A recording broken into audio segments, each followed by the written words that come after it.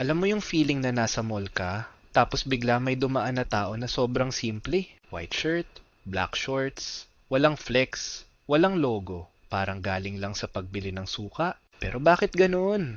Bakit parang ang yaman-yaman ng aura niya? Yung tipong kahit plain yung damit niya, malakas maka-CEO. Mukhang basic, pero malakas maka-rich. Welcome to Loki Wealth PH, the channel that exposes the secret superpowers ng mga taong hindi flashy, hindi maarte, pero quietly building empires habang tayong lahat nag-aaway sa Shopee Flash Sale.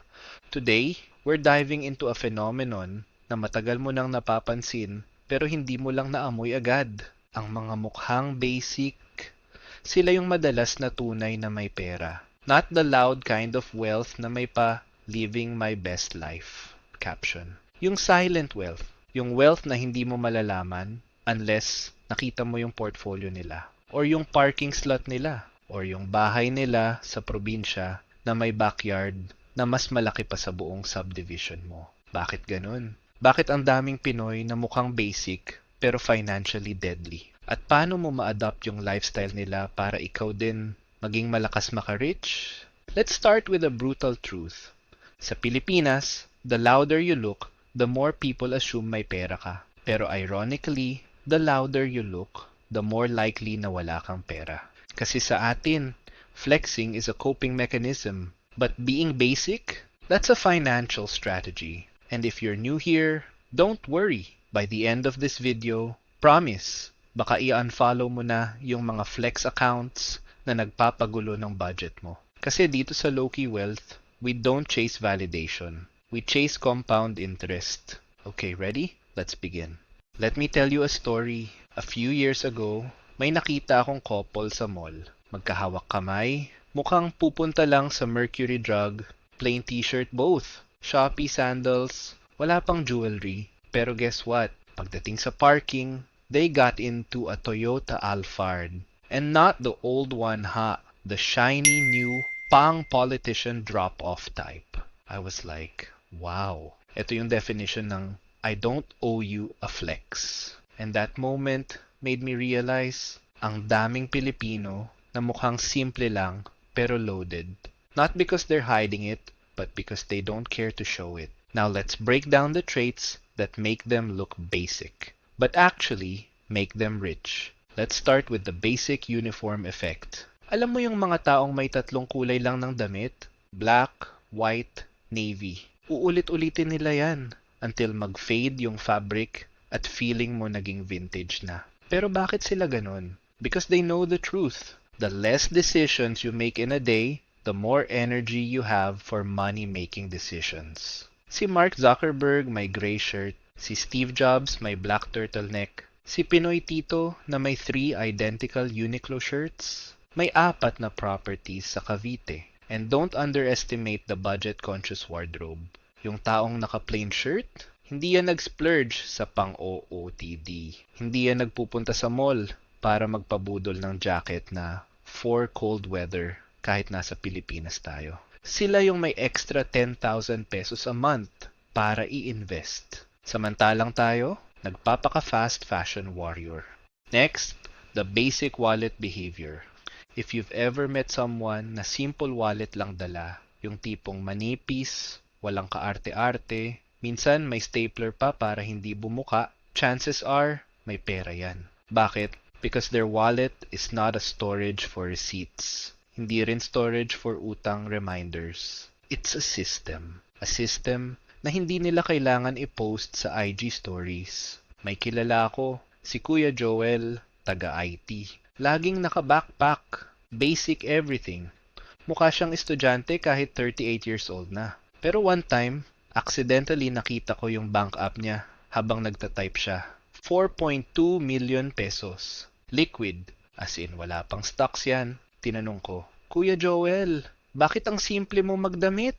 Sagot niya, mas gusto ko simply para hindi ko kailangan magpaliwanag sa buhay ng iba. Mic drop.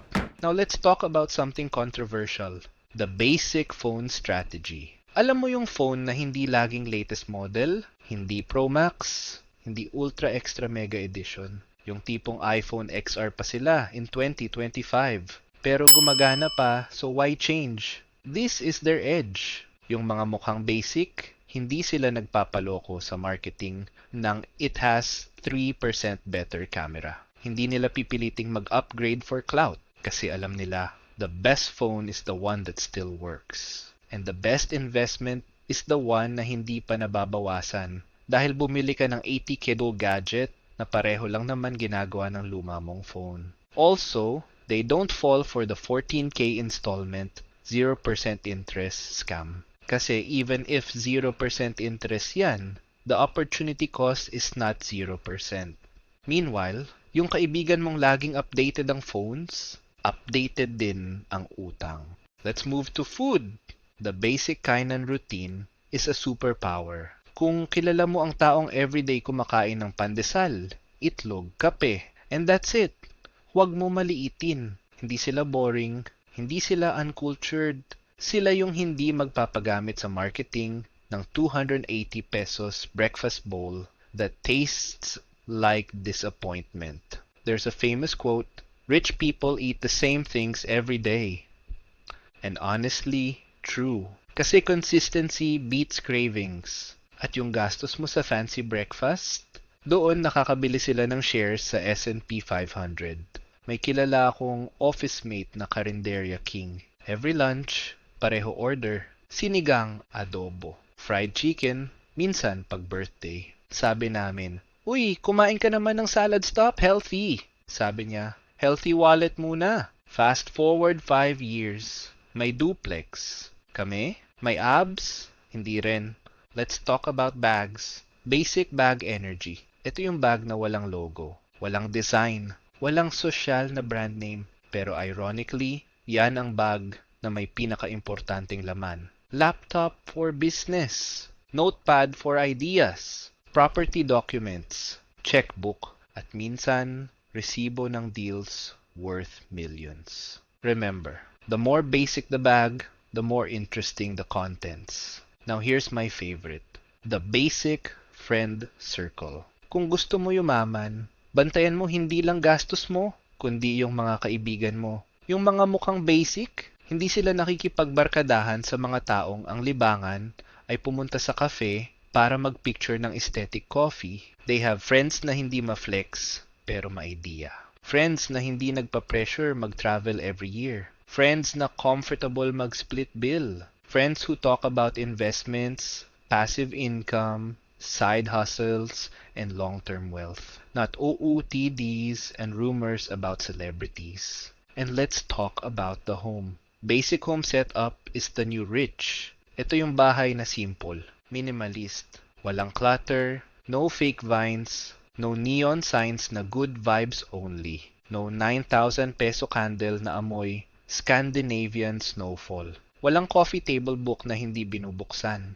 Pero bakit ganito sila? Because they invest in a home that works, not a home that performs. Everything is functional. Everything is intentional. Everything is aligned with their financial goals. Here's something deeper. Mukhang basic ang taong secure. Mukhang extra ang taong naghahanap ng validation. Basic people don't need applause. Extra people need an audience. And when you don't need an audience, parang bumubukas yung mental space mo to build things that matter. Now let's talk about the psychology. Bakit malakas maka-reach ang pagiging basic? Kasi it's rooted in 3 things. Low ego, high discipline, long-term mindset. Low ego means hindi ka competitive sa flex culture. High discipline means consistent ka sa spending and saving. Long-term mindset means hindi ka naiinggit sa mga tao ngayon kasi alam mo ang future mo secured. And the biggest flex, hindi ka nagfa-flex. Let's go back sa examples. May kilala akong Gen Z na mukhang basic sa lahat. White shirt, loose jeans, Shopee shoes, walang arte. Pero may 3 side hustles. Nag-i-invest monthly sa index fund. At may 700,000 bago mag-25. No clout, just consistency. May kilala naman akong girl na sobrang ganda mag-IG. Aesthetic feed, laging may bago, pero until now, walang emergency fund. And yun ang reality natin sa Pilipinas. Yung mukhang basic prepared, yung mukhang extra pressured. Let's talk about the quiet upgrade strategy. Ito yung hindi sila maingay na nag-level up. Walang announcement, pero you suddenly notice, uy, bago laptop niya ah. Uy, bagong relo. Uy, nakapag-travel siya recently. Pero walang photo dump. Walang hard work paid off. Caption. Hindi sila nag-iwan ng crumbs. Kasi the moment you post, people start expecting something from you. Basic people don't like that. They like privacy, control, and peace. And finally, the big lesson. Mukhang basic pero malakas maka-reach because they invest in what people don't see. Their mind, their skills, their savings, their future, and most importantly, their peace. Yung flashy lifestyle, shallow. Yung basic lifestyle, stable. Before we end, recap time. Mukhang basic pero malakas maka-reach dahil they avoid lifestyle inflation. They're immune to peer pressure. They invest early and consistently. They don't define success by appearance. They value peace over clout. They focus on what grows, not what impresses. And they know that the most expensive thing you can buy is validation. So next time, may makita kang taong mukhang basic, huwag mo i-judge. Malay mo, siya ang may 3 rental units, 2 businesses, at 1 peaceful life. And kung nagustuhan mo itong video, don't forget to comment, like, share, and subscribe to Low Key Wealth PH. Because remember, low key is the new wealthy.